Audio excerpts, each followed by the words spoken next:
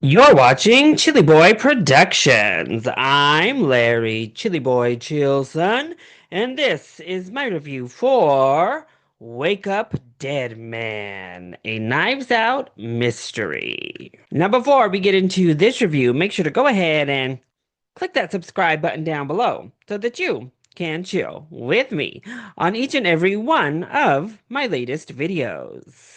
Wake Up Dead Man, a Knives Out mystery, is a 2025 murder mystery comedy from director and writer Ryan Johnson, serving as the third film in his Knives Out anthology series. In this film, Detective Benoit Blanc sifts through a series of suspects when a Monsignor turns up dead. The film stars Daniel Craig back once again as Detective Benoit Blanc, as well as Josh O'Connor, Josh Brolin, Glenn Close, Mila Kunis, Kerry Washington, Andrew Scott, Jeremy Renner, Kaylee Spaney, Thomas Hayden Church, and Daryl McCormick. So I was able to watch Wake Up Dead Man at the 2025 Toronto International Film Festival, which is really exciting because this Knives Out series has kind of become a TIFF staple, every year having world premieres at the Toronto Festival. And since this doesn't come out until later in the year on Netflix, I knew I had to make it a top priority to check out Knives Out 3. And once again, Ryan Johnson delivers a very fun murder mystery, even though, once again, he's also not able to replicate the heights of that first film for me personally. So let's go ahead and talk about the positives first. Well, let's start off with that long list of casts. Once more, Ryan Johnson has assembled an absolutely stacked cast for his characters, led by Daniel Craig, who is once again fabulous. As Benoit Blanc, he's so good in this role, really mixing the comedy with the seriousness, throwing homage as well as being a little bit satirical of this character. He's fantastic here, and honestly, might give his best performance as the character yet. It's a really deep performance that takes us on interesting avenues. Then we have Josh O'Connor, who is basically our lead. At worst, he's co-lead here, and he's fantastic. Oh, I loved Josh O'Connor in this film. So relatable, so kind, lovely, a little bit frantic, a little bit crazy, but oh, he just kills it in this role. And then we have Glenn Close, who is always great, and she's great here. Oh, I love what she does with her character in this film. Honestly, those were the biggest standouts for me personally, but Josh Brolin was really good in his role. Daryl McCormick was a hoot. Kerry Washington really shines when they give her that material, and then Kaylee Spaney also delivers. So the entire cast, once more, comes to play in a Knives Out film. Water is also blue. But what I really enjoyed with this film was just how heavy it goes on the commentary. I think that's going to turn, obviously, a very certain audience off once we get to the release. But really, the other two Knives Out films were also full of commentary. The first one, obviously, being the least heavy-handed in its approach toward its commentary.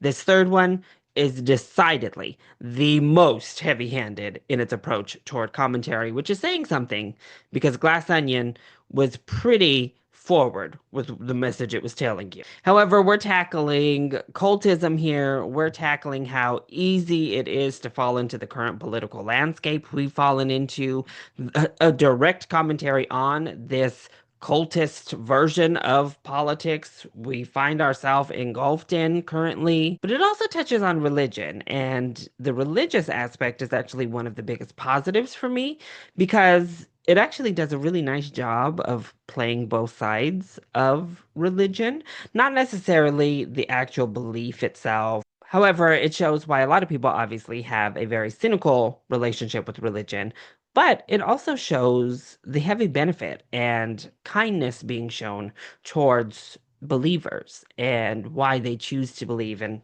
why, in some instances, it's very important to believe in something. So I really appreciated that more nuanced approach to religion and the moments that were ringing much more genuine and sincere. And a lot of that also comes down to Josh O'Connor's performance because his performance is so sincere and he nails this role. And in saying all of that, the humor really worked for me. I was laughing pretty consistently throughout this film.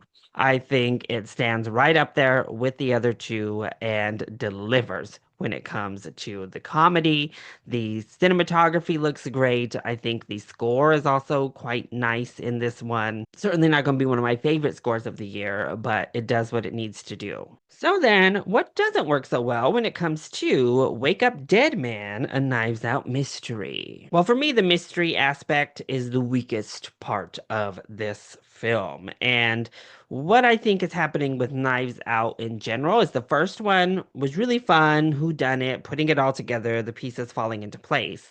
However, this one and Glass Onion, they make it a lot harder to put the pieces together, yet you figure out the killer very early on. Like, I knew who the killer was pretty much immediately. I just didn't really know how we got there with the actual scenario. So, as a murder mystery, it doesn't work as well for me because there's not good clues left to piece things together. We're just kind of along for the ride and being told a good story.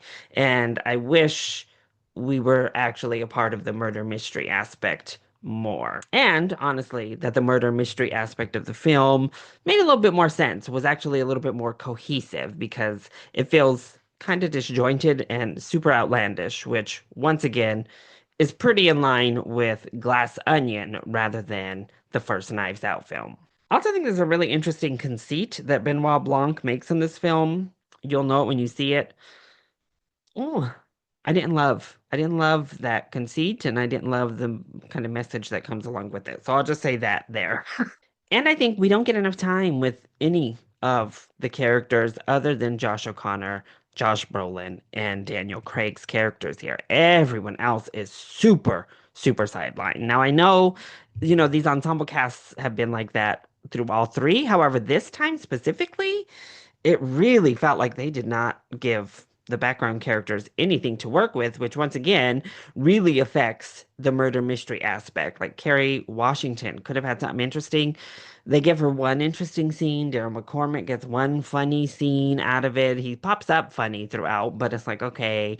Jeremy Renner's character has like no personality. Kaylee Spaney's character has an interesting backstory, but it's not given the time. Andrew Scott's character is given a backstory, but not given time. So it's not like the first film where we're going through and individually interrogating each of these people so they get these moments to really shine.